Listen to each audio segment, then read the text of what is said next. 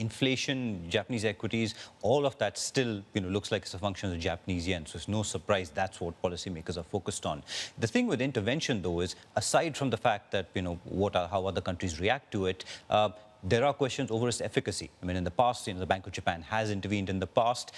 It has successfully moved the dollar yen in the short term, but it's not been successful in changing the long-term trend. So that's really the question that's going to be asked if policymakers go down that path. The other issue here is the international dimension, and let's not forget that Japan has signed up to all these protocols, essentially tying its hands on anything that can be construed on currency devaluation. Plus, it's also on the US Treasury's watch list, yes?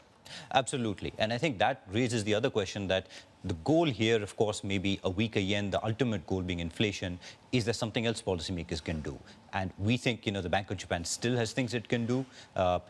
Helicopter money might be a sort of a far-fetched game, but we wouldn't be surprised to see more forms of quantitative easing, ever lower interest rates. And we're seeing some of that happening in Europe, and there's no reason the Bank of Japan doesn't dig deeper into the negative interest rate side. Again, compared to the long-term efficacy of intervention, perhaps that may end up being perceived as having a similar outcome in the yen. So more monetary policy, more supportive monetary policy from the Bank of Japan, not necessarily to target the currency, but to get to that elusive 2% inflation. So roll on the July meeting.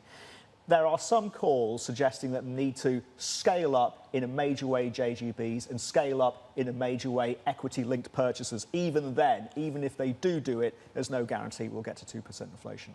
Absolutely. And I think the no guarantee is really what's sort of worrying policymakers to an extent. And that's why I think we will see more easing. I think we've seen sort of policymakers in Europe also sort of setting the precedent there. I think the question is how long-lasting will those effects be, and will that inflation rate really sort of rise sustainably? And I think sustainable being the key phrase here, that's what policymakers are after.